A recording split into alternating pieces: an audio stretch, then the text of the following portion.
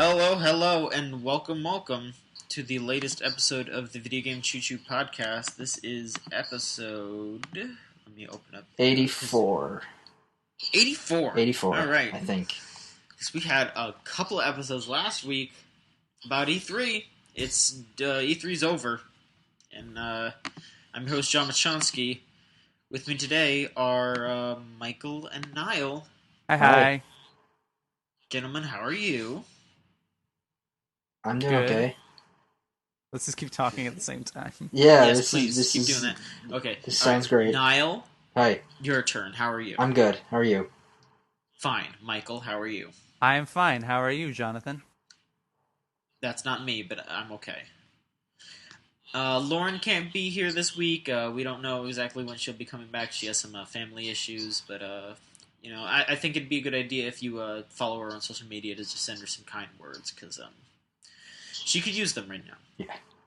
But I hope things get better for Lauren, and I hope she can be back soon. So let's talk about video games, Niall and Michael. E3 was last week. Jesus, was it? Was it ever? I was there, and y'all were. Wait, I think. Ooh, Mike's getting. I'm using Mike's computer to record, and he's getting a phone call from his mom right now, and I can see that because of his Mac stuff. So I hope Mike's not in any trouble with his mom. God, I kind of hope you wish you could answer it. No, because you wouldn't have been able to hear. She would have just been like, "John, why did you answer this? Why are you doing this?" And I would have been like, "I'm sorry." Say hi to the podcast. Yeah. You're on the podcast now. Yeah. Special guest, Mike's mom. She should be a special guest. I'll talk to her about it sometime. Guest month is coming up. That would be great. It's true. Yeah, we got Mike's mom. Yep. Got indie developer Mike Kazumano's mother. So what game are you making? Oh, I didn't make any games, but I'm just out here doing mom stuff, and I'll be like, oh, thanks. But no, E3 was a real ordeal, and honestly, probably more for you guys than me. I still had to do some stuff here and there, but man, y'all did some really good work, just in general. So thanks to the Chew crew, the already established, and also thank you to the wonderful volunteers that helped us out. Yeah, they took the brunt of the work. Yeah, we couldn't have done it without them. Yeah, and Michael especially, good job, basically running the whole ordeal while I was gone. That was some real good shit, dude. I mean, everybody helped out, so of course. maybe I couldn't have done it by myself. I maybe tried at some points, but god damn it, E3. It was fun. Yeah. It was fun. It was hectic, but it was fun. Yeah, I kind of like the hectic. Yeah, it was a good experience. Yeah. Well, I'm glad y'all got to do it. So, I've talked enough about my E3 opinions, I think. Yeah, you can go on the site and listen to John try to say his opinions over a bunch of idiots. Yeah, because I had to stay with my friends. It's great. It really is. It was fun. It was fun, but I also wasn't able to talk about shit, especially on the fucking episode that Mike hosted. That was the best one. What are you talking about? He wrested it from my grip. I'm not saying it was a bad podcast. I'm just saying I didn't get to talk. That podcast did great numbers, so, Well, that's good. Probably because of Will Westwater. He was on that, too. Yep. And he got to talk about his gains. He did mention his gains several times. I mean, he talks about it more in person. You should. I wish you all could hear him, because he just... Whenever he makes any kind of food... Like, he'll cook food for himself for lunch, and then he'll just be like, alright guys, I got all these gains right here. He just puts it in the fridge, and then he'll go outside and just do a bunch of, he'll just do a bunch of chin-ups for, 10 minutes, and then he'll come back in and be like, alright, now I gotta go to bed. That's what he does. He goes to work, he goes to CrossFit, and then he comes back, and then as soon as he shows up, he's like, dude, John, Mike, you wanna go play Smash Bros? And then that's what we do. It's fucked up. That doesn't sounds like a good bad. time. Yeah, that doesn't sound terrible. Yeah. No, it's pretty alright. If only Will would do something in Smash Bros. Other than dodge rolling and charging his charge shot, though, because Jesus, he plays a pretty aggravating Samus. Aggravating Samus is the name of my punk band. New 7-inch coming this summer. Yep. But so I guess I should ask you two your opinions on the conferences. We all wrote up a little bit on the site about our favorite and least favorite conferences and our favorite and least favorite games. But let's go into a bit more detail. Michael, how about we start with you? Anything from E3 you want to talk about? Any favorite conferences, favorite games, whatever. I mean, I thought this E3 was the best one in a while. Mm-hmm. I think it was 2013 when they showed off all the consoles for the first time. That was kind of that was pretty good, but Xbox had already been announced and shown off a little bit, and so had the PS4. So that was just good because it was PS4 at Xbox's throat, But this one was just consoles are cool and they're really interesting if you're really into the sort of minutia of the industry, but this conference was fucking games. Do you want to play video game? Hey, Niall. Yeah. Hey, Niall. Yes. You like video games? I do. I love them. There's some video games coming. There is, finally. In 2015. Last. I can't believe it. It's unbelievable. I feel like there's maybe you could go back, I don't know, 5 or 6 episodes when we're joking about how there's no games coming this year. Yeah. It changed. Even less, maybe. I think it was in March or maybe even all the way to May when November of this year had no games scheduled to release. Yeah, that was as late as the start of May, where everything was getting pushed back. Yeah, so it was really good to see pretty much every conference, whether it was good or bad, had 2015 stuff. Mm-hmm. Maybe except for Sony, and that's because Sony was just so long, it's hard to remember everything that was in Sony's press conference, but Nintendo, whether you liked that conference or not, was all 2015 stuff, except for 1 or 2 titles. Microsoft was very similar. Bethesda, whether Doom 4 and Dishonored 2 come out next year or not, fucking Fallout 4 comes out this year. So, which means one of you owes me an amiibo. I'm not sure which, but I think it's John. Yeah. No, I think it's John, pretty too. sure I agreed with you that it was coming out this year. Yeah, I think I did too. I think I wasn't willing to take that bet. One of you owes me an amiibo. But overall, I thought it was a really good conference, set of conferences and a really good show. I heard VR impressed. I still want to still kind of disappointed Morpheus didn't show up on a stage demo or at least more than 20 seconds of mention. Yeah, that was weird. Rumor has it is they had a longer demo. Initially, I think John, you told me, or I heard it somewhere, that they had a 50-minute demo. I later heard they had a 25-minute demo, which was about the time that they mentioned Morpheus, Spotify, and View would have been their Morpheus section, and that it didn't work last minute, so they just pared it down with other stuff. But HoloLens was on a conference, and I'm here, Morpheus, or not Morpheus, Oculus, with its press conference and what it showed at the trade show, and things I've heard about that. Everything seems to be going great with VR.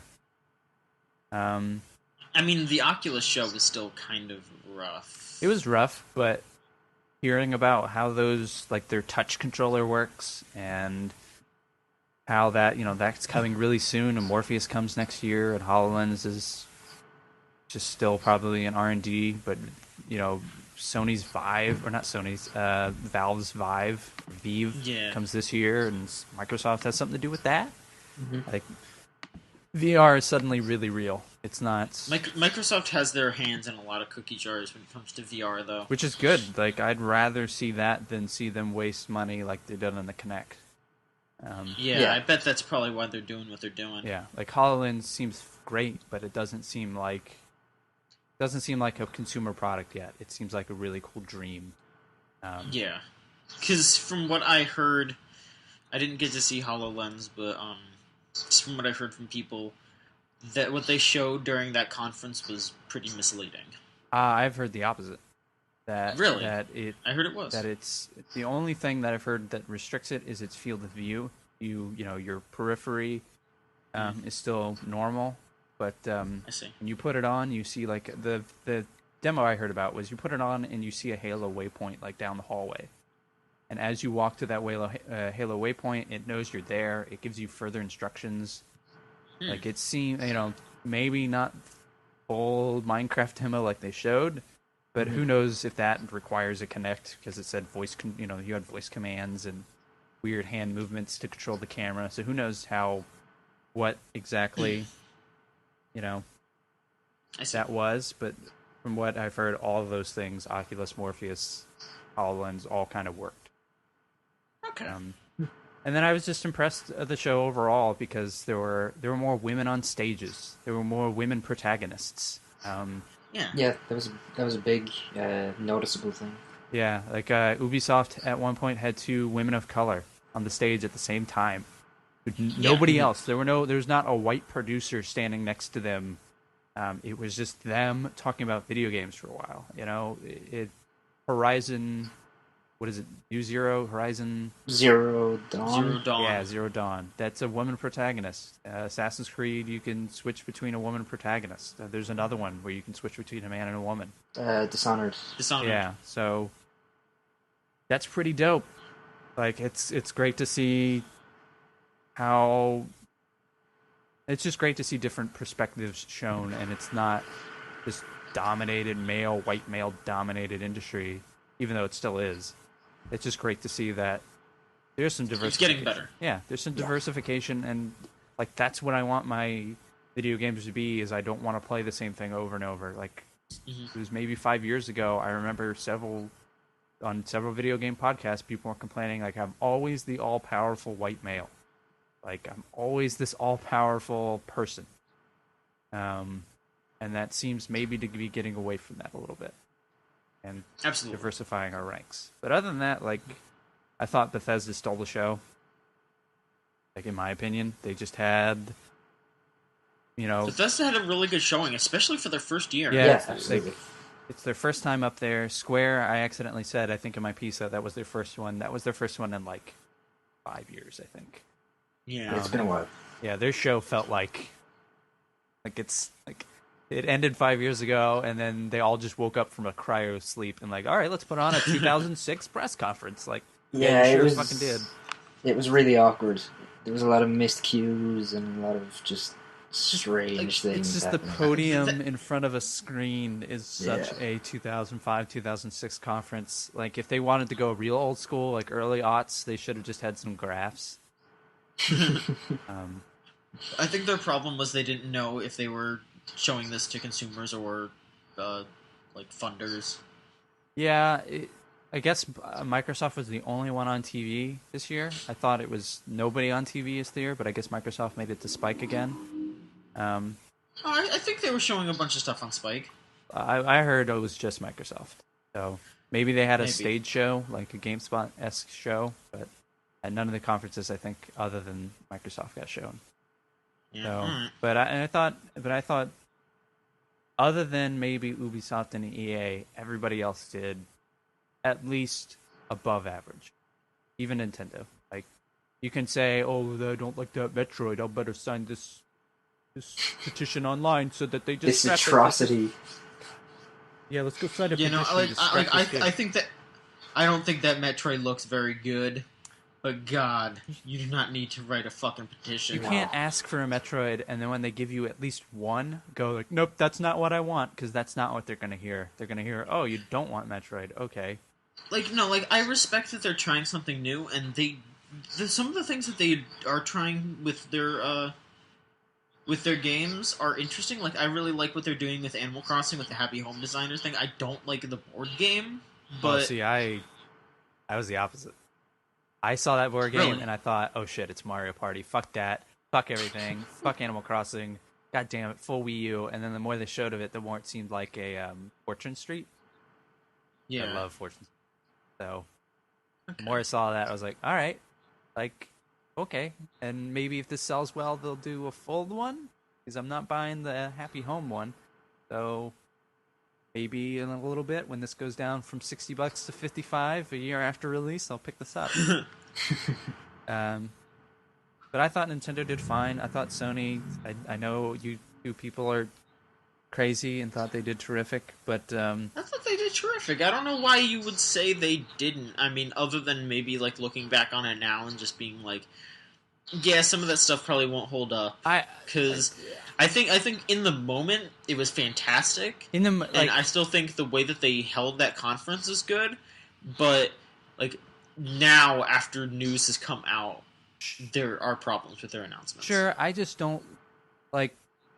That's a hearts and minds game. Like Last Guardian, Shenmue, Final Fantasy VII. That is meant to make you go, oh, that's meant to reach down into the very souls of all of us who are like, like a little part of us wants Sony just to win, so we get all the really cool Sony stuff.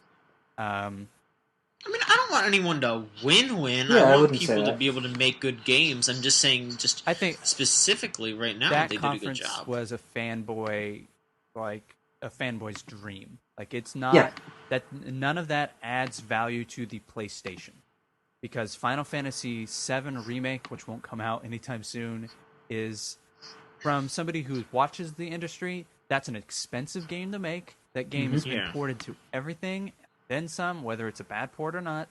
Like, you want a remake, but you don't, but you really do. But there's this new Final Fantasy game, but you don't want that one. You want the old one. Fine, never complain about another HD remake again, because you're getting the one you want. So shut up about it. It's not exclusive to PlayStation 4, so it's not a real big win. Like, if you own an Xbox One, or you want to own one, or you're leaning either way, that's not going to get you a lot of consoles. Like, it's not going to sell consoles that much, because they've already sold so many. Last Guardian, like round of applause. I'm really glad they finished it. That's a fucking that's a huge monkey on your back. I almost said camel on the back. That's a huge monkey on their back. I love Shadow of the Colossus. I'm really interested to see what that game is, but what they showed looked bad. I didn't think it looked bad. I think it looked like something that was like the start of something. Yeah, it looks early. I thought the scene when the kid, for those who didn't see it, the demo was just you calling the big bird dog along, and you sort of send it along your path to help you solve these little puzzles that will get you further down the path. And it was a real, as they say in the industry, vertical slice. It was a real small section. You didn't really move from place to place. It was just this little path in this like cavern. And there's one section where the bird dog hated this windmill, this red windmill. And the guy, the little boy that you play as, pushes it off a ledge. And after he does that, this like ledge starts to collapse back. And whoever was playing it would run like 3 feet, wait for the ledge to collapse up to him, and then run again and stop, and then wait for the ledge to catch. It didn't feel like snap gameplay. Like it felt like it was being played right then and there, which is cool. And it didn't. Some of the other stuff in the show felt like recorded gameplay. Like it was really there was a lot of gameplay trailers. There wasn't a lot of live gameplay. But it just didn't seem like something that I would look at and go like, okay, I want to buy that. It more like seemed just. I was just kind of like, yeah, glad that's coming out, but you didn't put a date on it. You just showed it again. This looks a lot like the second time you showed it. So, all right, Last Guardian, great, cool. Shenmue. Listen, people who like Shenmue are crazy Sega people. They announced a Kickstarter on a conference stage. That idea alone, if that was not Shenmue, if that had been any other game where they bring out the creator and announce the Kickstarter with a big ass countdown, the internet would have lit it on fire. They would hate it. Like if Square came out and said, "We need to make Final Fantasy VII remake Kickstarter," okay, maybe. No, I think they would do that. Maybe not that one, but almost any other game, any other title, they would have just fucking ate it alive. There'd be Angry Joe Show presents I Hate Kickstarter at Sony. Like it would have been the same thing. So and then all the clusterfuck that happens afterwards, just Sony kind of saying that they're not involved. Now they are involved. Now it's just marketing money. But now Shenmue says we only need 2 million, but we'd really like 10. It's just, I don't like the pattern of games asking for millions of dollars from consumers to what they're really doing is securing money from other sources. Like that's what the Kickstarter's for.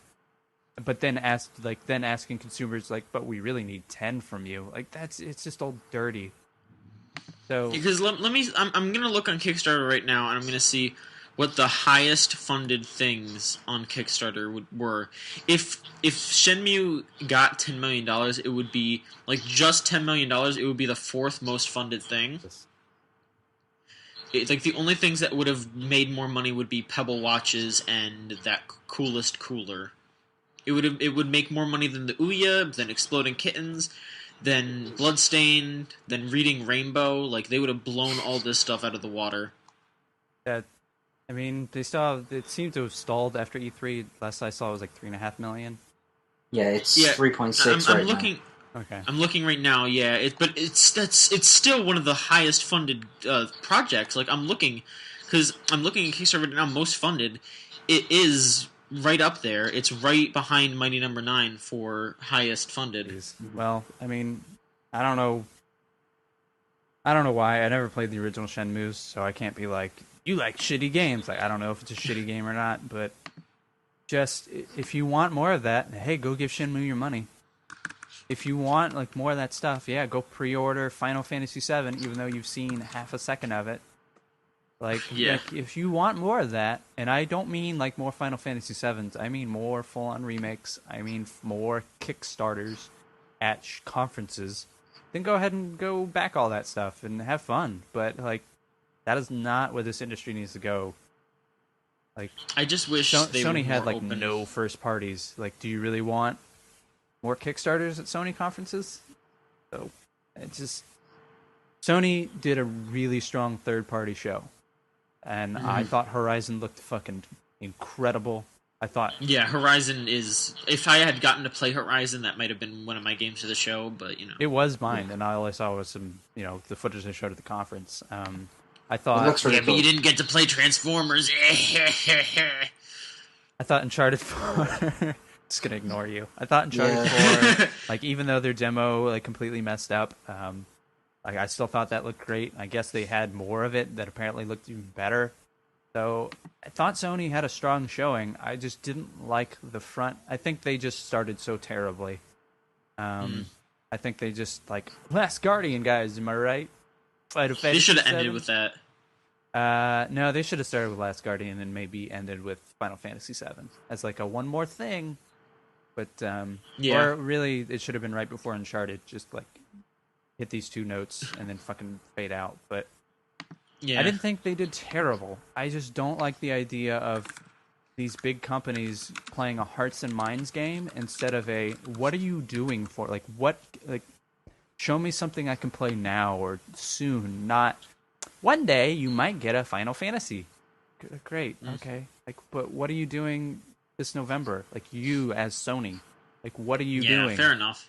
So, and like to show off a bunch of third parties that will, for sure, most likely come to the Xbox One, whereas Xbox is showing Halo. This will never be on a Sony platform.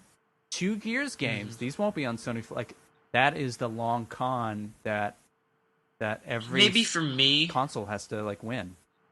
Maybe for me, the reason why I was more excited with Sony than anything, and, like, you're right that those games are probably going to come to other consoles, but it's like, I already got a PS4, and they showed those games at the PS4 conference, so, I don't know, like, I'm already pretty happy about having my PS4. I'm not super duper, I'm not into Gears at all, I'm not really swayed by Halo into buying a console, like... They did show some neat stuff at Microsoft's thing, but it was more small stuff. Like, maybe once we see more footage of ReCore, I'll change my tune. But, like, I'm not going to buy a console to play a bunch of old Rare games. I'm not going to buy a console for Cuphead, Halo, like I said. For sure, it's just... like, but I tried to look at these objectively because I thought Gears of War 4 looked like shit. I actually played the Gears beta. I don't know how I got into it. I got 4 messages giving me 2 different keys to get into that beta, just randomly. It's your chooch connections, obviously. I guess I don't. The Microsoft just sent them to me. Like, I don't know. You use your Xbox a lot. You fall asleep with Netflix on. Here you go. So, and it looked great, but I don't want to buy it. So, Yeah. like, I agree with you. Like, I own both, and I would love to play my PS4 more. I would also love the disc drive not to be broken, but I just the value proposition heavily favored Microsoft. Backwards compatibility. Like, how do you? Yeah, that was huge, and people aren't talking about it as much as you'd think. That might just be because of the press not really needing that to happen, because they probably still have their 360s and they don't want to have to. They never had to trade their shit in. Also, they can just like. I mean, I've been switching back and forth, but I bet most press don't go back to their 360. They're done. They're moved on. But I've been switching back and forth just to play some old 360 games I never played through. So to be able to, the idea of just popping in a game into my Xbox and just having it would be pretty good. I wouldn't have to switch inputs. I wouldn't have to do anything. I could just play. I'm actually now in the preview program, so hopefully when that updates, I can talk about how that works. Sure. I don't know how it works yet. I know some of the technical stuff, but I'm not sure how it would work on the consumer end. So I'm interested to see how that will end up being. And again, it'll be preview, so who knows how accurate my experience will be to how everybody experiences it later this year. But I thought, like, how do you put up, hey, your Xbox One can play these 100 titles from 360 and maybe more depending on what publishers say, or you can go to Sony and pay them $20 a month to play these like 20. I also dabbled in PlayStation Now. There's a free 7-week trial if you want to dabble in it on the PS4. It's fine, but there's like 20 games. That's it. Yeah, I got into the PlayStation Now beta back in the day, and it was just so limited. I was like, there's no real reason for me to get into this when it's so limited, and there's like no games I want to play. Yeah, it's just not great. Like if it had PS2 titles and PS1 titles, you would start. Oh, absolutely. You'd start to get a reason to get it. And I bet with GameStop's recent retro store sale, we'll see that. But we'll talk about that later. Yeah, but I thought overall it was a strong year. I'm suddenly really excited for the next 6 months of 2015. 2015's already been sparse, but like a lot of really good games. Like the big hitters that have, like when you go through the calendar and you kind of mentally highlight, like Bloodborne, Witcher 3, Dying Light, Batman, have all either met expectations or exceeded expectations. Yeah. Right. That doesn't happen a lot. So I'm hoping the rest of this year can do that. Yeah. That's my strong general end to the year. thoughts. Yeah. That's my general thoughts of E3. My garbled thoughts. Alright, so, let's see here. Niall, you want to talk about your E3 thoughts? Now's the time. Yeah, okay. I think Mike made a lot of good points. Like, this year, like, the games were definitely the focus, and like I think this generation so far has been a little lackluster, like to say the least, in terms of big games, or even just games that have really grabbed me. And this year at E3 there was a lot of stuff that made me think, oh, that looks really cool, or I really want to play that. Like Horizon looks really cool, Dishonored 2 looked really great, Cuphead I thought looked awesome.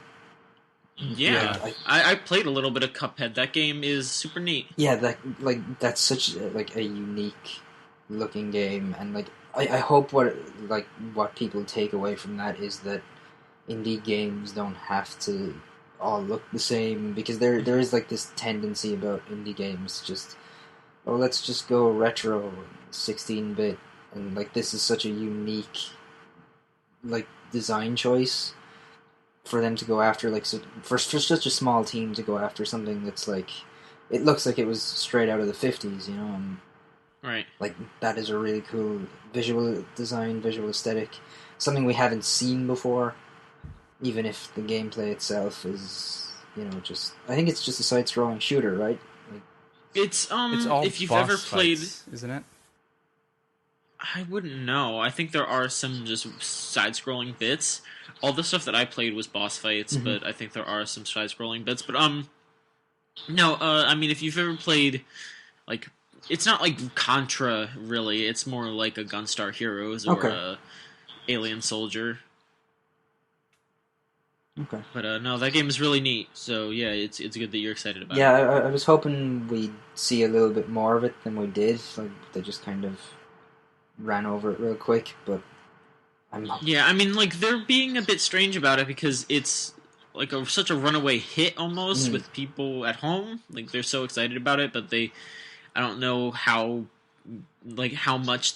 Like I don't think they understand the thing that they have. They're like, okay, here's this big game, this game that's going to be really popular. Let's just glaze over it for. Let's be honest, it's kind of hard to tell sometimes. Like, does the internet actually like this, or are they all lying liars? And also, who knows if that game is going to really catch on because it's hard as shit. Yeah, that's another thing. Yeah. Is like Mighty Number 9 had a lot of people like raving over it, and now that it's starting to come out, people are like, eh. So the internet it looks and plays a lot better than it did like only a couple months ago. Like I played it at E3, and it's way better than I expected it to look. For sure. I just think the internet is a fickle beast, and absolutely. playing things like the expectation games is just like, not to change the subject, but like No Man's Sky, like who the fuck knows what people expect from that game? Like it's like, I'll be honest, I don't know what I expect from that game. Yeah, they haven't really given enough detail on what that actually is. They keep showing stuff, but like they won't tell us, what's the actual scope of this? What's it limited to? It sounds like people might be a little disappointed when they find out, what it actually is. Just like hearing people like on Giant Bomb or like the Bombcast talking about it. yeah, It seems like that isn't quite what people maybe thought it was. Which is fine. Like I still think, like even though it's changed what I originally thought it was, the more I hear about it, the more it's like that's fine as long as I can it still sounds fly really around. It still sounds like a really awesome idea for a game. For sure. I'm excited to see how that actually ends up working when it eventually does come out, but it sounds like we might be waiting a while for that. I hope not. I hope not, but I don't think we're going to see that before maybe next summer. Maybe. I really doubt it. Just from some mumblings that I heard about, I really doubt that game's going to come out this year. Yeah. I think E3 would have been the time to say this year. So. Yeah, if that was going to happen, and it probably won't happen. So. Yeah, if they were going to release it this year, we'd know by now. Mm-hmm. And they've already said they're not really going to be making any huge announcements at Gamescom. They won't be there. Yeah, so like we're not going to hear anything about No Man's Sky there. So we'll be waiting a while. Niall. Yeah. Talk about Mirror's Edge. Well, I was going to get there, but yeah. If you don't want me to interrupt your flow, then keep. No, it's fine.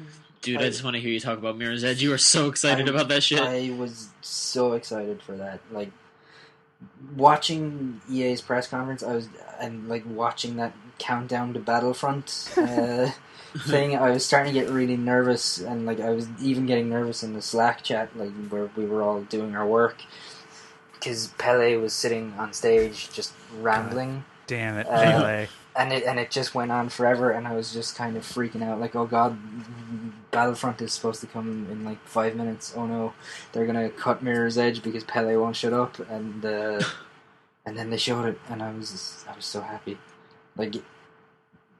That announcement, or them going over everything, was everything I wanted to hear about that game. Like, because the original, like, I love the original, and it's a very flawed experience, and like it felt like it could have been so much more than it was, even though like I still think it's a great game. And like hearing stuff like, oh, there's no load times, and there's no combat, and it's an open world, and just like, oh, I was so happy to hear all that and seeing it, because like I was real worried that they were going to make it real gritty, and like that it was going to be something completely different to what the original was tonally, but it seems like they've gone in exactly the direction that they should go with that. and Right. I'm really, really excited to see what that ends up being. Like, I heard people who were actually playing it on the show floor saying that it was really good and that it was on track to be what it should be, and I'm really looking forward to seeing how that turns out. Yeah, I was trying to get into lines for that for a while, but every time I would go, it was packed. Like, Yeah. I would have had to wait all day in line just to play that one game, and I was like, I'm so sorry, Niall. No, I have to go. I heard enough from other people that I was kind of like, okay, my fears are kind of Elevated. Yeah, I'm less afraid of what that might turn out to be now. Yeah, when I heard it was open world, I thought, okay, all right, they're doing that right. Yeah. This isn't like going to be small levels where you're time trials, or this is just going to be run the fuck around and beat some dudes up, like run on walls. Yeah, it sounds like they're like they said there's going to be no levels, so it sounds like they're just going to like a straight up GTA Assassin's Creed style, go here and activate this mission kind of thing. Yeah. Which is where that original game should have been, but I kind of understand why it wasn't, considering it was such a weird thing for them to try to even make in the first place. Mm-hmm. I'm glad that it sounds like it's not just going to be run around on rooftops like they were talking about. You can go down to street level, or you can go underground and things like that, so I'm excited to see how they work that stuff in. Awesome. Yeah, basically everything I wanted to hear about that, they went out there and said. And removing guns completely was a huge thing too, because that was the worst aspect of the original, was the guns. And now you can't use them, so that's awesome. Cool. Yeah. I was really happy with that. What else did everyone show that got you pumped? Unravel. Oh, yeah, here we go. That was... Pele's Unravel. Pele's Unravel, starring the Hoop Guard. Yarny. Just the way that went, like, in the middle of this fucking clusterfuck of EA, like, I think right after it was Plants vs. Zombies 2. Yeah, the whiplash was awful. God, and then, he walked off stage. And, God, he was so nervous. Yeah. The fucking zombie came out, and like the entire place was completely silent. Yeah. And then I guess the developer from Plants vs Zombies just walked out and was like, "Dude, just go back. Nobody wants to see you." Yeah. Highway to the Danger Zone is blasting, and everyone's just like, "Whoa." That's Top Gun, the game? Like, what is going on? Yeah, everyone's just like, "Oh, okay. Thanks for ruining the moment there, EA." It was really terrible because this had already been announced at Microsoft. Yeah, like an hour earlier. Yeah, like what, like who cares? Like this still doesn't look any different from the original. I liked the first Garden Warfare. Garden Warfare 2 is probably going to be pretty good, but yeah, it was just, man, I did not want to see that game right there. I wanted to keep cheering Yarny on. That developer who was just so nervous. Just his hands shaking when he was holding Yarny. It was like, all right, dude, you got it. I'll buy your stupid game. Just stop. All right, please stop. I can only take I'm sorry. so much. I'm so sorry. I'll call my mom, all right? I'll just call her and tell her hello. That guy was adorable. And then the Yarny photos as E3 went on. Yeah. Yarny Instagram. Like, the game just looks adorable. Yeah, it looks... I think that game was really... Like, it coming out of E3, what stole everyone's hearts. Like, that was the thing everyone was talking about, like, it seemed, was Yarny. And I talked about it on a previous show, but just to let you all know that it plays really well, too. I'm really happy to hear people saying that. Like, yeah, it plays really well.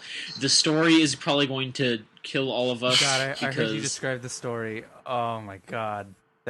Yeah. Go ahead and just give, like, the 30-second pitch. It's just Yarny is born from the sadness of a grandma whose family doesn't visit her anymore, and then it traverses around the world or around the game world. And I think there's also some sort of like evil military stuff going on, where like I guess Yarny's collecting the memories of the family, and she might or Yarny might find. I don't know exactly what it is. Like there was a part where Yarny was jumping around like toxic waste. There's a part where like he collected a memory of some dude getting dragged away by the police, so I don't know if if like I don't know which genocide or like police occupation thing it might be referencing specifically because I don't know like Scandinavian culture, but that game looks like it's going to be really sad. Great. If that game ends with Yarny being completely unraveled, I'm gonna cry. Oh shit! Oh, God damn it! Oh, Why'd you have to say God. that out loud? Because that's what's gonna happen now. It is what's gonna happen, and he's going to be completely unraveled, but he's going to connect the family. The family's going to find the string, and they're going to follow it back to Grandma, and she's going to be reunited with her family. That's what's going to happen. Yarny's sacrifice will not be in vain. I'm ready to cry when that game comes out. I am too. Yarny, I love you so much. Everyone loves Yarny. That was a really weird press conference. Yeah, it was. Yeah, that was really strange. That was my worst conference of the show. That's just too many sports spread out over too many fucking hours. Pele just sitting like let's get it straight. I think Pele is a legend. I think he's probably one of the best, if not the best, soccer player ever. Absolutely. I saw a documentary, I think it was a 30 for 30 documentary on Netflix about him coming to the New York Cosmos, or I think it was just about the New York Cosmos. And just that story's like very interesting, and I love sports and the stories it can tell. And I've enjoyed EA sports games, but get him off the stage like that.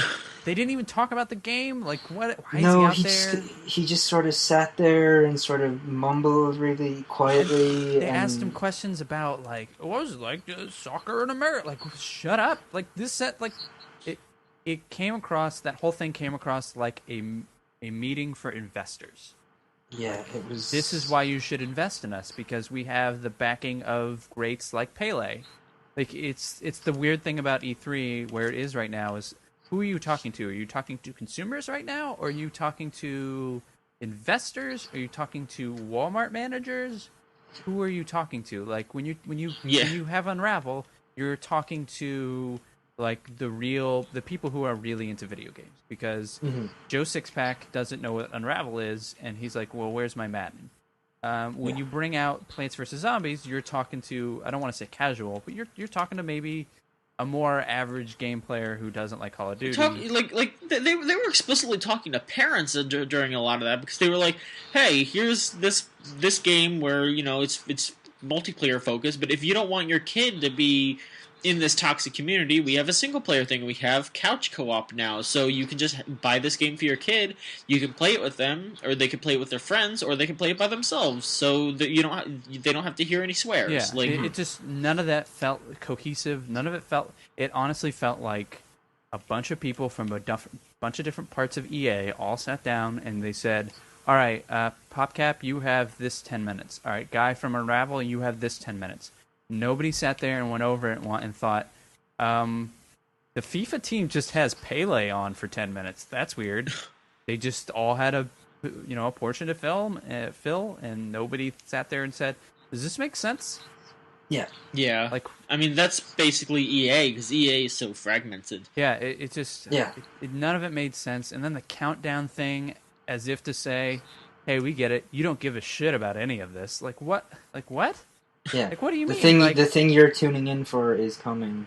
Yeah, like, what do you mean I don't give a shit? Because there's people out there who don't give a shit about Battlefield but love Mirror's Edge. So, what are you saying? Like, there are people who fucking just play FIFA. So what do you, like, what are you saying to these people? It just, none of it made sense. Yeah, and it was a really poorly structured conference. Yeah, it just didn't feel like they had thought it out at all. Like, and all the weird choices they made and people they brought up. Like, who cares about the Hoop God? Like, who is that? Like, oh, their here's community our manager. Yeah, here's our community manager. Like, why not bring out, I don't know, a basketball player? I don't know, like an actual NBA star who likes games to go, oh yeah, this is a game that's coming out, and I don't know. Like, if you're gonna bring someone on stage, why are you gonna bring out your community manager with a weird character? And they brought out, like, an ESPN2 guy, like, to announce that fantasy sports is in these games. Like, I don't, like, I think who cares? fantasy sports is killing sports, so I don't want it in my video game. Also, video games are already fantasy sports. They literally are fantasy sports. Yeah. What are you fucking talking about? I can play fantasy football instead of on a website in my video game. What? Like, Yeah. stop talking. Just show me. Like, I'd rather see video of Madden than talking about. I don't know. These cards are in there now. Like, I don't Yeah, care. Ultimate Yeah, Team like is... if they're able to talk about like what's changed in between the years and how gameplay is tuned, And they did, instead of just but- being like, you got new cards, you can trade your cards with your friends. And they did talk about like what has changed, but it's the same thing they say every year. Yeah, Like, passing this- is different now. Yeah, we tweaked this one thing because we know it's terrible and you all hate it. But we're not going to fix the game at large because we can't, because it costs a lot of money. Yeah, and it's our just- development cycle is 8 months, and like, None of it was good. no. those poor people. I feel so bad for the Madden team. Yeah, Yeah, like, working on one of the annualized EA Sports games must be not a fun job, I imagine. I mean, it's a solid gig, but it's probably not. You probably kind of feel bad about it because you're just like, ugh. It's this. You're basically working on the same thing every day Yeah. for years and years until somebody says, "Oh, hey, we're making a new skate or a new SSX or something a little different." But it's like, oh great! Now I get to go into work and tweak this pass animation for the next 6 months. Great, yeah, I that's just fun. I get that stuff sells well, and I get that Yeah. you have to have that out there. Like, fine, but put it all in one big sports section. Just fucking beat us over the head of like, yo, dog, you like sports? Which sport do you like? It doesn't matter. We got them all, except for baseball. Don't ask about baseball or college football. Thanks. We got hockey. You like hockey? You don't like hockey? How about The Rock? You like The Rock? Some baseball or some basketball? Here you go. Football? You still don't like any of that? Well, here's fucking Mirror's Edge, asshole. Like, just fucking go with it. But don't. It's just, they need a guru. They need a social media guru to sit down with them and be like, listen, y'all, just put this shit all together, because people who care about this stuff, they don't care about Pele. Like, they just care that FIFA's still coming out. Just talk about that. Yeah, like nobody is gonna care about the fact that Pele's on stage. Like, even the most like hardcore ardent soccer fan, like, and I love the sport, like, and I didn't care that Pele was there, like, he wasn't saying anything that was important. He was just talking about the time he scored his 1000th goal or something. Like, it was just, it felt like they were dragging time out, like, and just killing time when they really could have had a much shorter press conference and still shown everything that they wanted to show. But instead it went long because they just had this weird segment, and normally you would expect them to put all the sports stuff together, but they had it broken up in a really strange way. It was like, here's hockey, and now we're going to go on to something else, and here's the hoop god, and now we're going to do this thing, and oh yeah, if Pele's here, listen to him speak for a while. That was just a really bizarre press conference. I just expect more from a company that's been doing that for so long. Absolutely. And is so big and has so much to show. Like, last year was all concept art. You have to come with it this year because last year was such a bad show for you. And I get that you sometimes just don't have games, but something. Like, they had games this year. They just didn't segment it properly. Yeah, it was just so drowned out. Like, you have a huge Star Wars game coming out when the movie comes out. You have a Mass Effect 4. Like, I don't hear people talking about Mass Effect 4. Everyone forgot about it immediately. Yeah, because it was just this little trailer. Like, that should have ended the show. It should have been Star Wars, and then, oh, by the way, we didn't forget. And then just have Rex come out fully nude and go, Shepard, and then you're done. And then just somebody just splat Mass Effect's Andromeda's Shepard's penis. Like, done. Mass Effect Andromeda, the big sex. There you go. Yeah. But no, Niall, any other opinions you wish to share? What else? I thought Ubisoft's was really disappointing. Like, they showed absolutely nothing that I care about. It was the Tom Clancy show. Yeah, like, I don't care about Tom Clancy, and I don't care about Assassin's Creed. Are you sure you don't care about Tom Clancy? What if I made a third Tom Clancy game? No, I still don't care.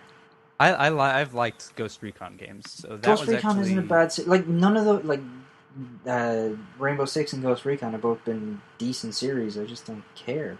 Like yeah. Like, those are good games, but I'm just sick of shooting games. I'm just sick of I'm the U.S. military or I'm the SWAT team now. It's just like we've I seen all kind of that. wish that they would between those series like why isn't Rainbow Six like a stealth game? Why isn't like if you have these 3 different series and they all have their own name recognition, like Ghost Recon should be Delta Forces and Rainbow Six should be I guess they're also technically Delta Forces, but make that stealth. Like make that your Sam Fisher group game, and then I don't know what the Division is just Destiny from what I've heard. Yeah, it's just an open world Destiny. Yeah. So that. And then not showing anything from Assassin's Creed just makes me worried about Assassin's Creed. You should always be worried about Assassin's Creed. I mean, I am, but I've played them. Of course I'm worried about Assassin's Creed. But it sounds like they're doing some interesting stuff with that one. Not enough to make me go run out and pre-order it. Also, don't pre-order games, but... Don't pre-order games. Yeah, especially fucking unfinished Shenmue, you souls. But, like, don't, like... It's not showing anything, just kind of doubled down my idea of, hey, you guys don't know what you're doing with this thing, and you're just throwing shit at the wall, and I bet all that shit breaks all the time. Yeah. So I'm not gonna worry about this game until somebody says, no, it's really good. So, just whatever. Like for Ubisoft to have done anything that I would have cared about, they would have needed like a real new IP, or they would have maybe needed to do a Blood Dragon full thing, like, because I think that was a lot of fun. But God, nothing they showed like grabbed me in any way, shape, or form. Like I was just like, okay, South Park, Tom Clancy, yeah, whatever. Okay. I mean, South Park was a surprise. Yeah, but like that was pretty. Like I never played the original one, and some of that humor is not my. Like I like South Park, but some of that's just not me. But that was that. Hey, whatever. That was pretty good. Yeah, I've heard a lot of good stuff about the Stick of Truth. I just don't care about South Park. I have not given a shit about South Park since I was like 16 years old. Yeah, and that's what I heard about that game was like if you care about South Park a lot, you'll really enjoy it. And when somebody said that, I was like, okay. I know friends of mine who like South Park, but I don't like it that much. I don't have to spend 40 hours with a game. So. Yeah, South Park has stopped being relevant to me to a point where I just, it's a game. I'm sure it'll be great, and the people will like that if they like South Park, but it's not for me. They didn't. It didn't feel like Ubisoft had said or were speaking to me at all at any point during that press conference. Absolutely not. Yeah. No. That conference was just awkward in general. Like, holy shit! I feel so bad for Aisha Tyler having to talk to that guy about memes. Oh god! It felt like she had a script and he didn't. Like, did we get him the script where he's supposed to say stuff, or does he just look like the person at PAX you avoid with all your fucking effort? Steampunk Bloodborne man, just ready to drop a new meme on us. Yeah, I'll give it to Ubisoft. They're trying.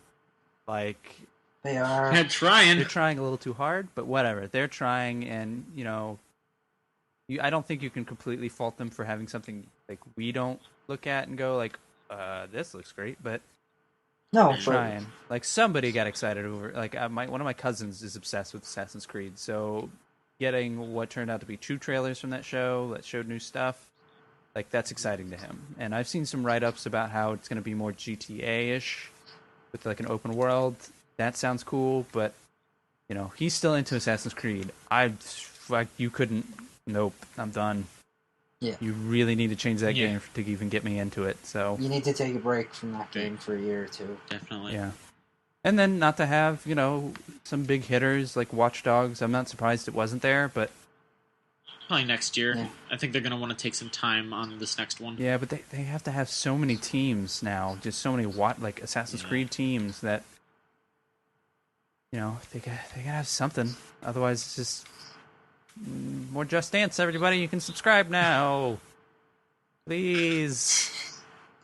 Yeah, I was hoping they'd show off something that was a little like more along the lines of Child of Light, because I really liked that, but they didn't. And That didn't seem the kind of place that they would do that. Like, I know they have before, but that particular one this year. Not this year. Maybe Gamescom. Yeah, maybe Gamescom. But that didn't seem like Ubi Art was even in the building. They were just like, we're going to show off our biggest wares and hope it hits it out of the park. Yeah, basically. But if they had shown some kind of Ubi Art stuff, like some more sort of that, soul. Yeah, some sort of heart or some sort of like want to go outside. We're still human, guys. They're comfortable with. Like, I would have been a lot more open to that. Especially what feelings are. Yeah, especially when you consider like the other publishers that were holding press conferences all had at least one thing that seems to have genuine heart behind it. Like, there was no Ubisoft Yarny. Yeah, they did not have Yarny. Even like Square had like Nier. Well, I had Nier, but Nier. And they had sets and things like that. But the people they trotted up there were clearly excited about what they were doing. Absolutely. Like they had, I don't know their names because Japanese, like I barely remember English names, let alone Japanese names. But they had one guy out there who I think introduced Kingdom Hearts, and he was just toying with the crowd. Yeah, that was great. Like that. Hey, this guy has a personality. Mm-hmm. He's not reading from script. Like that's been memorized. He's got a personality and he's having fun. Yeah. That stuff is great. And even if it just turns into a Kingdom Hearts 3 trailer, like it's still fun. That made zero sense to normal people. Yeah. Oh God, I heard that stupid. Who was it? It was Andy, like explaining Kingdom Hearts 3. Oh God. Just ends the podcast with those two. Oh God. Oh God. What is it? Key Sword Wars or whatever it is. The Keyblade Wars. Great. That stuff's great. Yeah, but Ubisoft, I think, just didn't have soul. Yeah. Didn't have like Absolutely. the oomph that you need to have people win you over. Like, say what you will about Nintendo, they had some soul. They did. Oh, they had definitely. Muppets. Yeah. Oh God. God, the Muppets were the best part about that. I don't know. Knowing man. that Star Fox was being made by Platinum Games like a day before was pretty good. Oh yeah, that was so fucking good. They didn't even announce it during the show. I thought they were gonna. I was telling some people like, "Are you gonna want to watch the Star Fox stuff?" And they were like, "Why?" I was like, "No, you're gonna want to watch." And they were like, "No, really, why?" I was like, "All right, I'll tell you right before it happens." And they started talking about it and quickly just said something like, "Being made by Platinum. Wait for that." And they didn't say anything. Everyone's like, "You're a dick." Like, no, it's not. I'm like, no, really, it is. Or John's a fucking liar. That was so weird. Like everything. Like when we heard, it sounded like, "Oh, keep this hush hush." This is going to be a big thing, and then they just didn't say anything about it. Yeah, I was really confused about that too. I was just like, why didn't they confirm that? They did. And then it just shows up on their website like an hour later. It's just like, oh, okay. So is Platinum just a Nintendo developer now? Essentially? No. They're doing a lot of Nintendo stuff. They're doing a lot of stuff in general. Yeah. Yeah, because I mean, they're working with Square on the Nier thing. They're working with Microsoft for Scalebound, and they're doing Jesus Christ. They're doing Transformers for Activision, and actually the strange thing is that it's not actually Platinum working on Star Fox. Platinum is doing the art, but it's Nintendo EAD doing the design. But they hired a couple of Platinum people as temps. Weird. Okay. It's really weird, but is Kojima working on the game? He just like maybe whatever. That'd be pretty good. Yeah. Oh boy, E3. E3. Yeah, I mean it's over. Is it? Is it? It feels like it is. Another one in about a year. Well, yeah, but we can take a little bit of a break at least. 51 weeks. A little bit of a break. until I go to Anime Expo in like a week and a half. That's exciting. What games are they gonna have there? I'm probably gonna play the Nisa games and the Idea Factory games that are there because I'm just gonna go hang out with them. I'm gonna go to the Crunchyroll booth and I'm going to yell at them to localize Game Center CX, and that's about all I. Oh, and I'm also gonna go to the Ava celebration where the lady that sang Cruel Angel's Thesis is gonna be there, and she'll probably sing Cruel Angel's Thesis there, and I'll start crying. I'm just gonna be so excited about it. Great. And will there be video of this on the site? I hope so. I hope so, because everyone needs to laugh at me for having emotions and being moved by a song. Yep. How dare you have emotions? Did Mike record a new John Machonsky experience for this year? I think. Oh yeah, he definitely did. Good. But most of it was me just eating French fries. Yeah, so a lot like last year's. I guess so. Yeah. If you haven't seen the John Machonsky experience, you should. Just believe if you type in John Machonsky E3, or if you just look up Mike Casamano on YouTube and go to his page, it's on his videos. It's great. I don't know when he's going to exactly be doing that, because right now he's recording a bunch of video for Batman. I watched a good portion of Arkham Knight, and the game seems really cool when you're not in the Batmobile, but you're in the Batmobile a lot. You want to just move on to news? I guess so, sure. We're about done. Yeah. All right.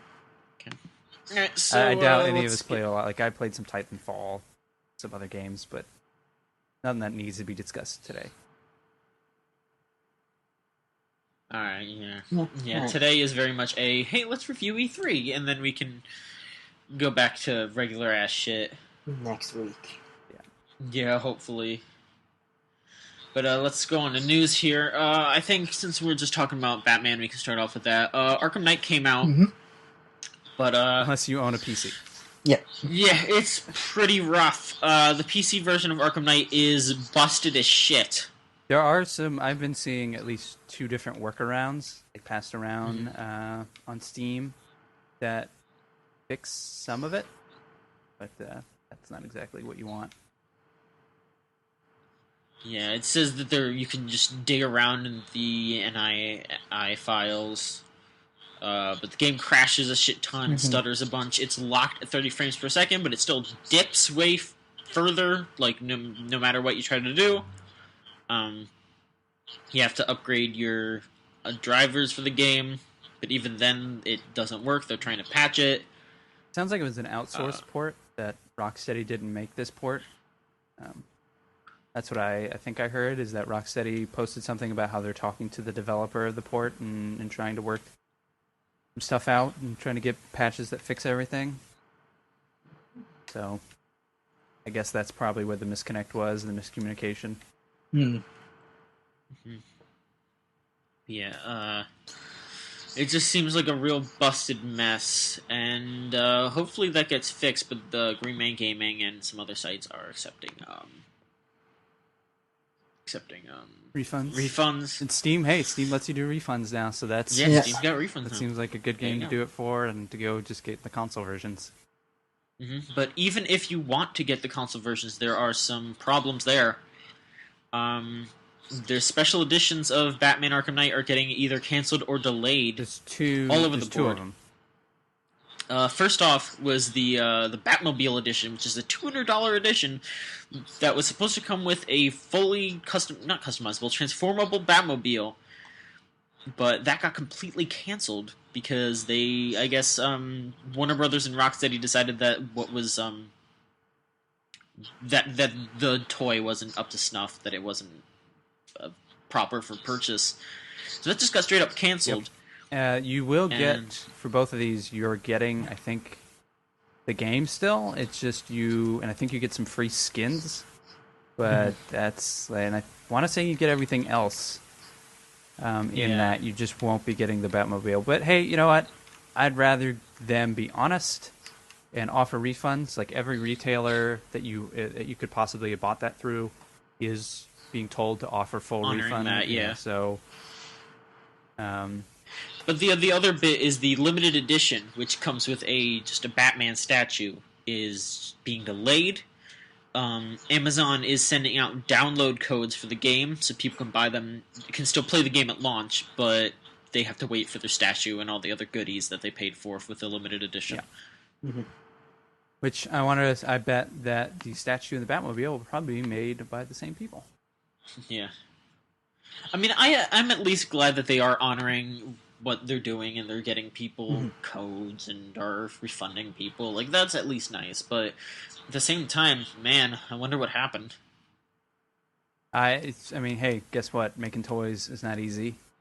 Like, yeah, I like bet. Look at Nintendo's sort of foray into toys with amiibos and how supply stuff worked for that, and how people were coming up with crazy conspiracy theories. And it's like, nope, it's just making toys is kind of hard. Yeah. So I bet it just didn't come out right, and this video game is already delayed. So I bet you can't always get what you want, and I'm sure that they just looked at what the product was and said, no, this isn't good enough. This isn't $200. So right. Speaking of delays, y'all remember Drive Club?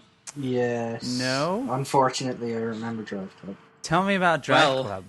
It's a bad game. It's a bad racing game. Oh, okay. Oh, you mean the crew? Yeah, it's the one that came before. But when it was announced, Sony promised that there's going to be a PlayStation Plus version. Day and date, right? Wasn't they originally going to be a day and date PlayStation? Yes, it was. Or close to it, because it got launched in October of last year, 8 months ago. I'm pretty sure they said that it was going to come before, I think. Maybe originally they said that? I don't know. But they were trying to change it to that. But now, finally, Drive Club's PlayStation Plus edition, at almost like half a year after the game came out originally. 8 months.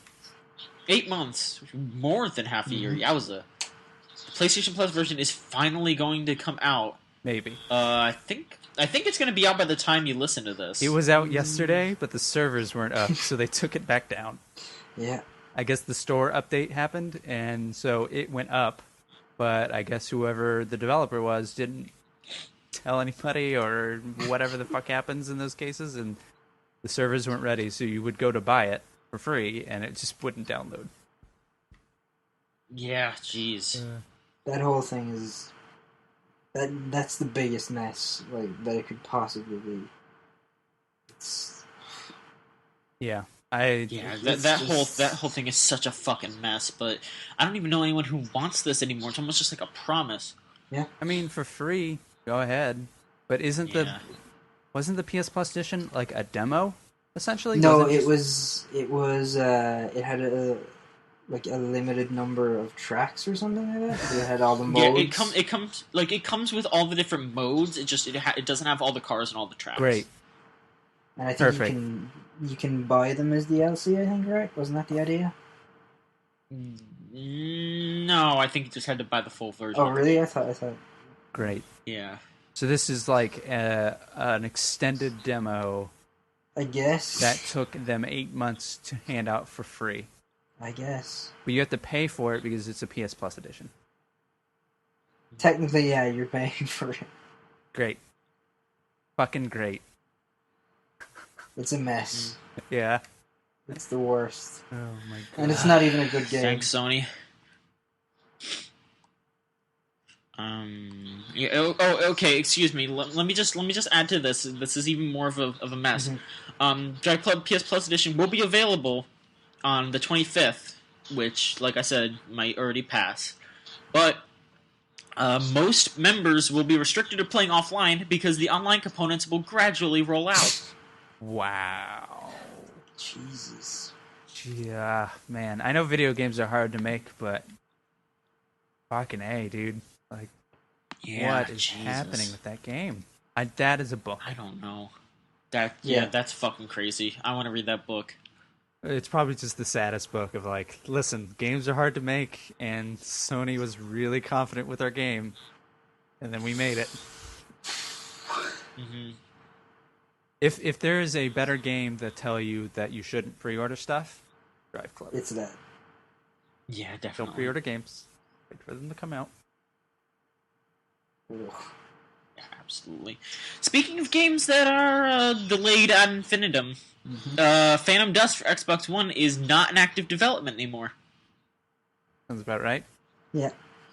That game, the original version of that game was canceled a couple months ago Was it? because The the developer I was thought it shuttered. was no. Yeah, the developer shut down. The game wasn't canceled. the developer got shut down and everything about it got scrapped. They were looking for a new studio. Was Yeah. the official line? If I That's what remember they right. said. Yeah. Yeah, it just this sounds like a huge mess. But they say they don't have an active developer on it right now. They're still trying to say that it's not canceled, but it looks like a real mess. And there's probably a good chance that it won't actually come out. I mean, it's a like they announced it. They didn't. It's not like, let's say, a Last Guardian or a Drive Club where it came out as a mess. This is just how video games development is. We're just seeing It might just not come out. Yeah. Stuff like that happens. Yeah, this is just how the industry occasionally works. Like shit, you want like maybe a Bulletstorm 2 or a F-Zero on the Wii U. Occasionally, those things can happen and just don't. Oh god. I forgot to bring up the F-Zero thing when we were talking about what news things to talk about, but We can touch on it's not a it. huge story, but man, there's some. I guess it was confirmed by Criterion. the developer, Yeah. but yeah, Criterion, was it Nintendo was going to approach Criterion and ask them to make a new They F-Zero did for the Wii U. approach them. Mm-hmm. They did. Yeah. I'd have to go. I don't have the article in front of me, but what I read briefly was that Criterion was approached by Nintendo to make an F-Zero game, a brand new one for the Wii U, for launch of the Wii U, and Criterion either couldn't, or I think the guy at Criterion also gave a bunch of other examples of games that they've been approached to make, and they all sounded like games that you would think a company would want to make, especially a company like Criterion, and they just. I think I think the explicit thing was that they were working on Need for Speed Most Wanted. Yes. They didn't have the time. Yes, which is sad. Which is so sad. Oh my god. Yeah. But I mean, I wonder what that means. Is there an F-Zero in the making? Possibly. Like, you think The Nintendo? NX is gonna Yeah. be where we see that again. I remember there have been interviews with Shigeru Miyamoto where they asked him where F-Zero has been on the Wii U, and Miyamoto has said that they're waiting for the next console. Yes. So I would say NX. Yeah, that and Metroid we won't see Yeah. until the NX. That's a little bit of a shame, but It know is, what? but we've all waited a while. So yeah. Just wait a little bit more. Yep. Speaking of, you also brought up People Can Fly, and Bulletstorm. People Can Fly is its own studio now. They have broken off from Epic Games. weren't they their own studio before? I think some they point? just had some sort of connection with Epic. Right. And They're independent now. they say that they have returned to local leadership. Yeah, it was just Epic. I think Epic. It was 2007. Epic made a majority investment in People Can Fly, Right. and in 2013, their name was changed to Epic Games Poland. Right. Okay. But everyone still referred to them as People Can Fly. I don't remember anybody ever saying, "Oh yeah, Epic Games Poland is working on that." Like, "Oh no, the guys at People Can Fly." They got that one. They made Judgment. They made Gears of War Judgment, right? That was... They made Gears of War Judgment. They made Bulletstorm, and they also worked on some of the Painkiller games. Speaking of Bulletstorm, Yeah, one of the founders of People Can Fly has mentioned on Twitter that Bulletstorm 2 script and design exist out there, but it's not something they can do because they're a small indie studio now. So, they own it though. They own that IP. They own the Bulletstorm IP. This is something that could happen at some point, but maybe they'll need a bunch of funding. I could see a Microsoft or Sony saying, "Hey guys, how about we give you a bunch of money? We own this IP, and you just go make it." Is I could see that Bulletstorm happening, yeah. big enough to like that? That first game just sort of came and went without a lot of fanfare. I don't know that it's Yeah, I don't know. big if enough they- IP for Microsoft and Sony to throw a lot of money. at Yeah. them. The thing is that I feel like feel like it came and went, but at the same time, it's one of those games where if it came back, people would be excited about it because they were like, game. "Oh, Yeah, it was they were like, oh, I remember Bulletstorm being good. Let's give it another shot, and maybe it'll be successful this time." Yeah, I just don't know that it's a big enough IP to warrant one of the console manufacturers going, okay, we're going to give you all this money, and it's exclusive to us now. It's not a Call of Duty. Yeah. Sony. Next bit of news. This one doesn't have a good transition. We were doing pretty good with that this episode, but these last two bits of news don't have good transitions, which is a shame. Okay. Maybe not for you. Yeah, sorry. The new Fire Emblem game will have same-sex marriage. Yeah, is it but marriage or relationship? It is. It's marriage, but it's dependent on which of the two versions of the game you get. Yeah, it's very limited. Yeah. There's two different versions called Conquest and Birthright. In the US, they're going to be sold separately, which is how it's happening in Japan. And then if you buy one of them, you can also download the other one, and you can also download a third option as DLC later on. In the Conquest version of the game, you can have a male character. You can have a homosexual male relationship. And in Birthright, it is a female relationship. Mm-hmm. But if you get the third edition, you can. It has both available. Which edition do I need to have a Pikachu? That's yellow version. Oh, okay. All right, that's really, it's like that, and like, can I get a Geodude in this one? I don't remember. It's like a gas. Geodude is in all of them, so don't worry about that. Oddish. Which one can I get? Oddish. I guess that's. I think Oddish was in all of them. No, wait. I think Oddish was blue. I think. Oh yeah. So and Bellsprout was Oddish red. is Yeah, in you're Birthright, right. and then right. Bellsprout is in Conquest. Got it. But no, it's Make my Bellsprout make out with my Oddish. It's a bit of a bummer that it's so limited. Yeah, absolutely. But this is also a 180 from last year. How was it last year? It was Tomodachi Life was last year. Yeah, it was Tomodachi Life, where they said that they never intended to make any form of social commentary with Tomodachi Life just by having non-straight relationships in there. So I'm at least glad that they are changing their tune there. Mm-hmm. And I don't know, like, a lot of people are criticizing Nintendo for not having more, but I feel like maybe this was something that just got put in last minute, and they weren't able to do more. Like, I would get mad if the next Fire Emblem game didn't have more options. Like, this seems like the first step, and if it is popular, which I'm sure it will be, because just already I saw a huge explosion of people being excited just from the one announcement. So I'm sure Nintendo will do better as time goes on. Why do people get mad at Nintendo specifically? Like I get getting upset that, hey, it's 2015, y'all. Like, let's be inclusive, but like, I don't see too many other than maybe the Mass Effects of the worlds. I don't see a lot of, and that took a while to get that in there.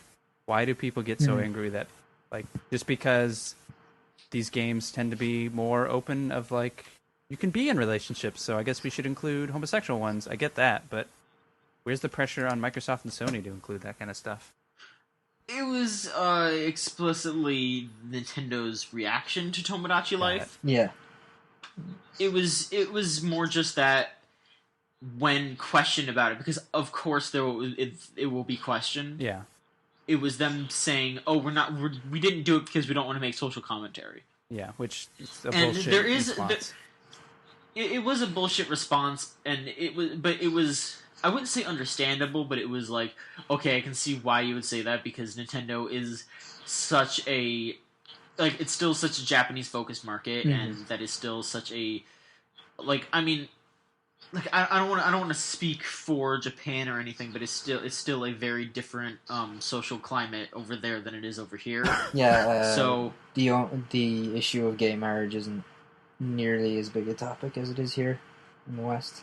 Yeah, exactly. So it's just it's a very different climate, and it's difficult for us to want to argue with a different society over like different morals. Sure.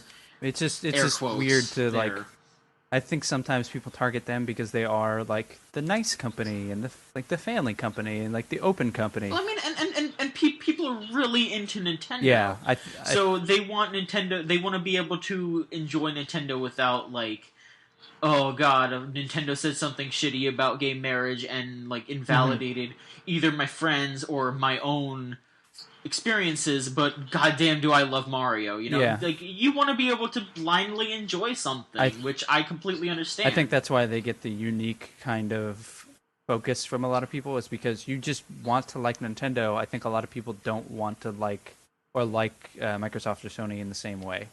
Like, well, if EA doesn't have gay marriage, that's shitty. I just won't play EA games, whereas I can't not play Nintendo games, so they better include everything. Mm-hmm. Exactly. Which is a little unfair to Nintendo, but at the same time, just include that stuff. You kind of know now. Exactly. Yeah. Of course. And then the final bit of news. This is a weird one. New Line has announced that there's going to be a Rampage movie starring Dwayne "The Rock" Johnson. Sure. As a monster, right? Let me make sure that that's what it is. Thought I read that. I'm just looking at the Giant Bomb report, and it just says that he's attached to the film, and he'll be teaming up with the producer of San Andreas. Great. Production is expected to start next summer, and it will release sometime in 2017. Great. I mean, I don't know if The Rock will be the person fighting the monsters, Probably. or maybe he'll play like George, I don't know. the big monkey. That sounds terrible. Yeah, it does sound fucking terrible, because it's just going to be... Why are there suddenly video game movies again? Like Pixels just came out, or is it going to come out or something? That piece of hot garbage? Sometime this summer, I think. Yeah, so why are there suddenly video game movies? And why are they about old video games? What is happening? It sounds pretty bad. Like, who the fuck thought about Rampage anytime soon? Like, let me be honest, I really like that game. That Rampage arcade game is really good. Yeah, it's a good game. But what the fuck are you gonna do for a movie? It's just destroying stuff. You're just gonna have 1998's Godzilla, but every scene is just gonna have The Rock superimposed on top of it. Yeah.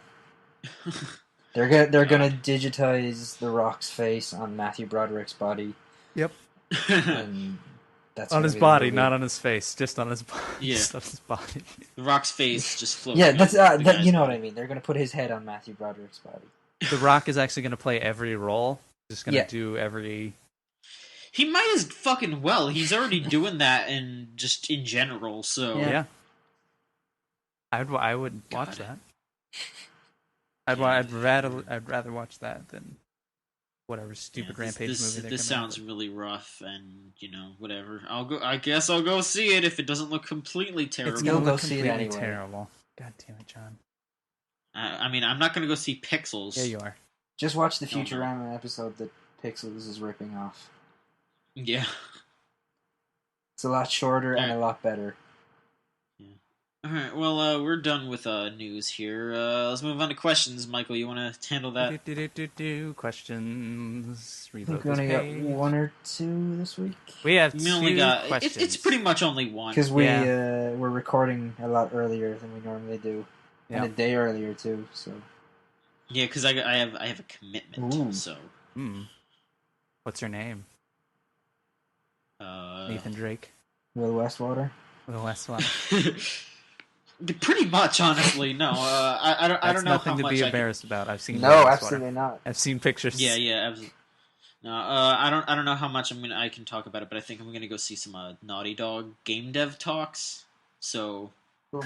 I think we might be covering that on Dtoid. So go check that out if it gets posted there. Questions. Yes, questions. There are two questions, but I'm pretty sure they're from the same person asking. And it's pretty much all one question. Yeah. So from Anonymous, you can ask us questions by going to ask.tumblr.videogamechoochoo.whatever that thing is. No, it's videogamechoochoo.tumblr.com/ask. Yeah. And there's a link to it on the website. Yep. You should probably get an email address. Anyways. Okay. From Anonymous, this is probably aimed at you, Jonathan.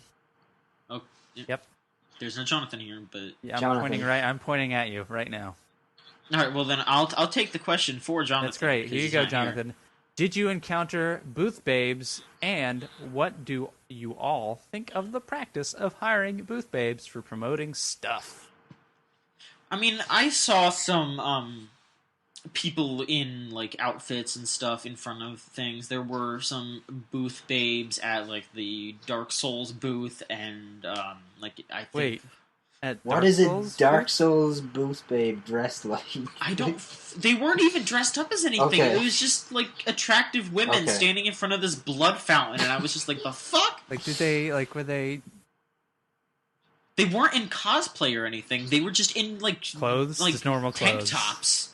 Yeah, I was just like, well, all right, thanks, Namco. It was really weird, but there was some in like I think Nyko or whatever they're called. There were some women there, but I mean, there were also some men there in semi-revealing attire as well. So I guess it's to be fair, but Booth dudes, I don't know. I think it's kind of dumb. booth bros. The stuff, yeah, the stuff that really makes me uncomfortable though, and I don't know. It's not really like they're not trying to do like any kind of like sexualization thing. I mean, other than like maybe just the fact that they hired like attractive women to be there, but what Nintendo does at their E3 booth is the most uncomfortable thing in the world. Do they still have the ladies attached to the 3DSs? Yes. Jesus Christ. What? Oh. And they wander around the booth and they find people who are in line and they just hand you a 3DS and they're like, play this game.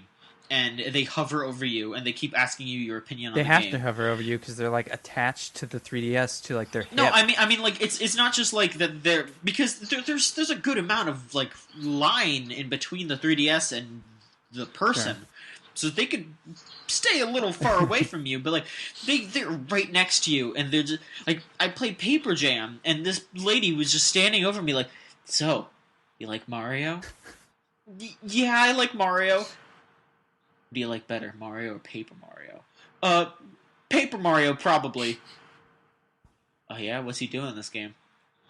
He hits people with a hammer. Oh, Oh, really? has he always done that? Yeah, he's always done that. Tell me more. Yeah, tell me more. I was like, oh, I'm sorry. What's your favorite power up? The fire flower or the star? Yeah, it was. Who's your favorite I mean, enemy? The Goomba or the Hammer Brothers? You know what my favorite is? You know, in the new Mario Maker, there's a Karibo's heel, right? It's a boot. It's a boot, Jonathan.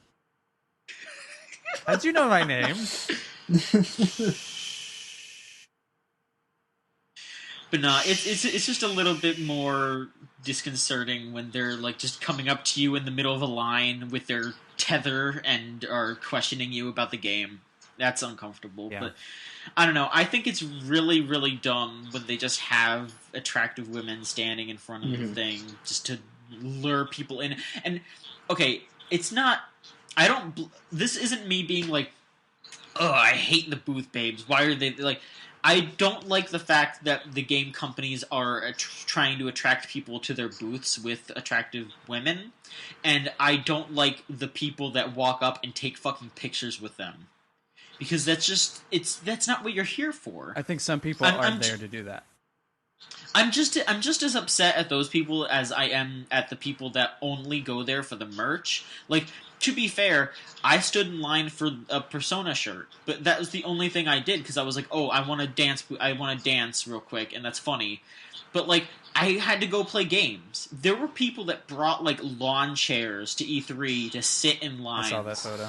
Yeah. And it's like, come the fuck on. Like, really? I know this year that at least 5,000 people got in who were just fans, and that this year they also did 50,000 attendees, which was not a complete record, I don't think, but it was a record of... I think it was a record. I know it's at least a record compared to the last, like, 4 or 5 years. Thankfully, it wasn't as packed as I thought it was going to be. Like, I can still get around really easily, but still, it was just like, man, there are so many people here that don't have to be here, and it was super frustrating. And, I mean, I was glad that I was able to get into the appointment that I got into, because I was like, oh, yeah, I can play Transformers without really having to worry. But they also kind of, like, shoved me out of Unravel. Like, I was almost done with the demo, but they were just like, you need to leave. Next people are coming in. but you also did really good in the demo. And I was like, oh, thanks, as they were like pushing me out the door. Yeah, it's hard because, who are you compared to maybe some print media, or like, they have a gargantuan task as it is. I don't know why they let so many fans in, other than like, I don't know, it's the only thing the ESA and publishers really have to give you besides games. Yeah. And they don't want to give you those because you're going to buy them anyways. It's just, I think EA is, at least for the last decade or so I've been watching it, has had a real crisis of identity. Just what are we? Like, we do have this business stuff. We have all these games on the show floor, and it's important for the industry to not just show off for press, but to show off to one another and to kind of compete directly in that little, section of time. But then we also have these booths where there's these lines, and then you have to make appointments. Like, it's really changed from what it used to be, where it was you didn't make appointments, or there were only a few. You just kind of walked up and showed stuff and got to see stuff. I think if they cut down on some of the fan and maybe cut down on some of the people who they allow in, that they might get rid of, even if it's only 5,000 people you get rid of, that's enough people that people who are there to work might be able to work a little bit better. Mm-hmm.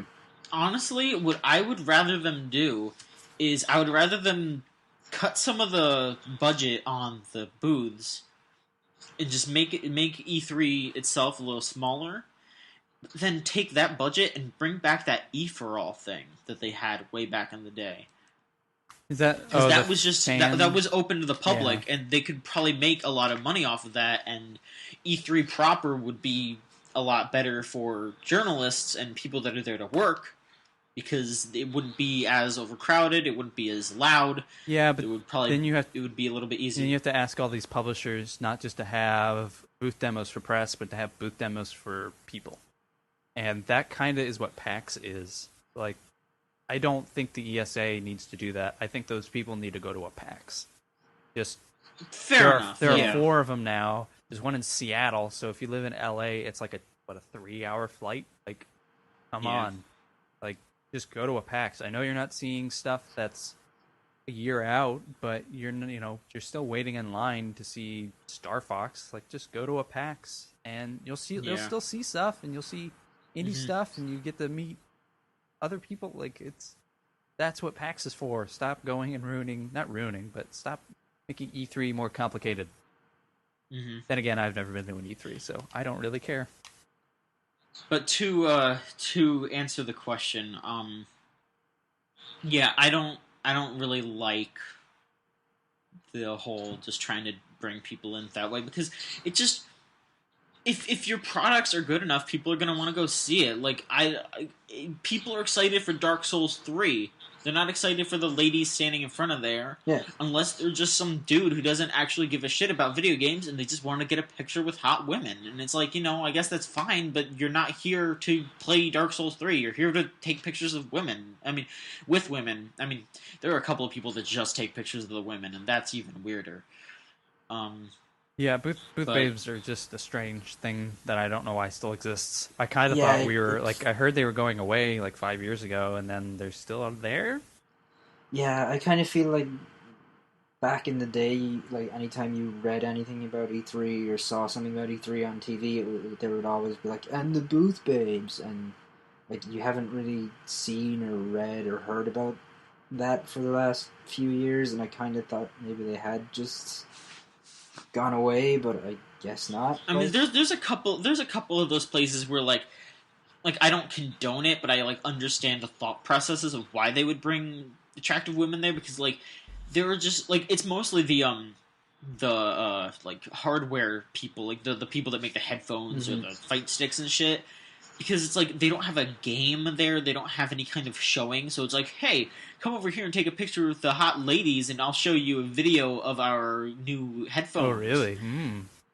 Hot ladies and headphones. Like, I can at least kind of understand the idea behind that, but it's like, what the fuck are you doing with Dark Souls? Like, really? Why? Like, they already have this huge fountain of this dude just fucking spurting blood out, and then they had just like 2 women standing in front of it just being like, hey, how's it going? How you doing? Like, like blood fountains? Like, Like, yeah, like you like this? How you feel about this? Mm-hmm. I'm like, not great. It's kind of scary. Boobs and blood, huh? You're a guy. Boobs and blood. Dark Souls. You like it, right? It's, Huh? it's like no. There might be boobs in this game. You don't know. Come play it. I mean, that I guess that's nice. Oh, thanks. Did my job. Yeah, it seems like a really 90s thing that we still just happen to still have. Like, in this current age of video games, it is something that we all scratch our heads about. Current age. Just this age of... The post-Booth Babe age. PBB. Yeah, as they were referred to. The current feminist age, if you will. You know, But you know what I mean, just how there's so much critique lobbied at the video games in general, like the fact that they're still hiring women to just stand there is well, that's because so strange. Like the industry is still predominantly men, and we still have this image that the average video game player is a guy, when in reality it's about a 50-50 split. So yeah, it'll be that way for probably, I don't know, a couple more years before we start to realize, like, this is dumb. Why are we spending money on booth babes? Spend our money on Dark Souls 5. Coming. Dark Souls 5. Spend our money on Assassin's Creed X Dark Souls. Alright, let me just look one more time to make sure that nobody sent in another ask. Nope. Okay, we didn't get any more asks. But yeah, send some more asks to videogamechoochoo.tumblr.com/ask. I'll set up an email. Yeah. Soon. Yeah, we should probably do that. We got a lot of stuff to work on now. The E3 is over. Sorry for dragging the feet, but yeah, we were busy. We're done with E3 now. We're gonna fix this shit. Hopefully, I'm gonna not have to bum a laptop off a mic too much longer. I'm hoping to get a job soon. Wish me luck. Good luck. Thank you. But yeah, good. Good luck for everyone out there on the chooch scene with your video games, I guess. Mm-hmm. Video games, they're coming. They're happening. They're on the way. 2015 is the year of the video game. The next year of video games is this one. Yep. We're in it. I don't know what we're doing on the site right now. Clue. So don't expect us to do anything too great right now. A couple of editorials up in the last 2 days. That's right. Oh yeah, hey, GameStop. Yeah, you two have written some good-ass editorials, and go look at those on Chooch. Niall wrote about why he loves video games and why E3 reminded him of that, and Michael did a really neat little, I don't know if I'd say, oh, you know what? We completely forgot to talk about the GameStop and their used game stuff. Yeah, their retro, we can touch on it real quick and then call it a podcast. Well, I mean, yeah, it's you touch on it really well in there. I touch on it really well, Jonathan. Oh yeah, you touch good. No, you did a good job covering the intricacies of it in your article, but just the basic rundown of it is that GameStop is going to start selling retro games again, like NES, Super they NES. are selling. They started. Oh, they are. They announced it months ago, and then started accepting trade-ins, and now they have, at least online. I haven't been to a store, GameStop, in a couple months, so I don't know if it's in stores. But at least online, you can go through, and it's NES games, SNES games, Genesis, Dreamcast, the PS1, and N64 games. And it's the selection for all of them are kind of limited. I think all of them you can buy the consoles, and the consoles tend to be about $60-$80. They're, of course, all refurbished. And the prices vary wildly. For the more expensive stuff, the Shenmues, the Power Stones, the Conker's Bad Fur Day, like those you're going to be paying eBay prices, which I think is fucking extortion. Yeah, Suikoden 2 is like $90 or something like that. Yeah, I think the lower stuff, $6.99, like $12.99 for some more expensive games, that seems about right. But in the piece, I kind of made it the $20 mark was about high for me, considering that they're retro games. If it's not a rarer game, and if it's not too beloved, then it should be below $20 because I think I mentioned it in the piece. Like, if you go on Amazon and you look at modern games that come out for the PS4 and the Xbox One, you can spend less than $20 to get Titanfall or to get Call of Duty Ghosts. And while you may not like those games in particular, that's less than $20 for a modern video game. That's pretty cheap. And then you go over and it's like, or you can spend $40 for Power Stone. What? Like, that doesn't. In my overall point was that GameStop is setting up and solidifying the prices for these games. They are swooping into what was just an eBay and local store only kind of market, and they are saying, "Hey guys, you're right. Chrono Trigger's $80." Oh, that kind of ruins the market because now they have a monopoly on it. They know the They know the inventory like in their computer systems, but if they never tell us, then hey, Chrono Trigger will forever be $80 because there could be 100,000 copies out there, but if they don't say anything, they can sell each and every one for $80. And that's kind of conspiratorial, but do you really want GameStop in charge of this kind of stuff? Like, you're not going to be able to trade in, these games for that amount of money. You're going to get fractions on cents. So it's sad to see old games that were only a couple bucks. Like, I have some stores near me and flea markets near me, and you could go get like the Golden Cart and Zelda, $5. On GameStop, it's like 20 or 30. That's kind of ridiculous. So it's just shitty that our games, the games that we grew up playing, are both being sold to us at an extreme price, and that preserving these games is now that much harder.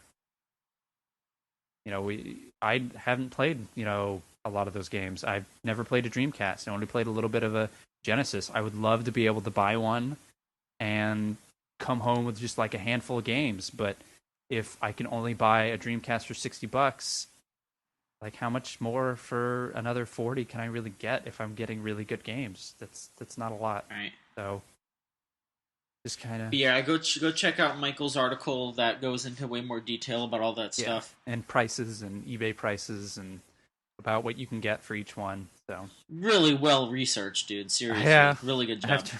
It was just going to be a news story, and then after a while, I was like, well, this is going to be 1,000 words.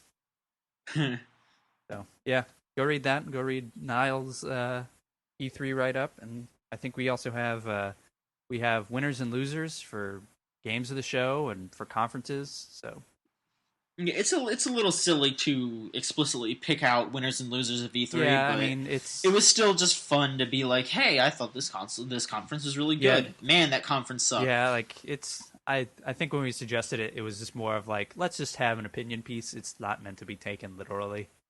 Yeah, because I mean, like every conference still had cool stuff. Like we talk shit about EA's conference, but man, yeah, it's Yarny. Yeah, Yarny's like fucking Battlefront looked terrific. Like they all did well. It's just people like to read that stuff, and people are like, oh, who really won, man? Like, well, all right, that's all you want to know. So yeah, basically. All right, well, I think we are about done here. I'm just gonna take loudly. I'll just say, no, sorry, I'm just telling Niall because Niall just dropped. Stay out. Stay out. Get out of here. Yeah, let's record ourselves typing. Let's end this show. Yeah. God damn it. End this stupid show. Okay, all right, let's end the show. God. I have to go to the bathroom. End the show, John. Okay. For Niall, who just dropped. End the show. Thanks for listening to Video Game Cheat Sheet. Check the site. Stay tuned for next week for another episode where we're going to talk about video games. Cheese and video games. What's your favorite cheese? Thanks a bunch. Ride the rails. Good night, everybody.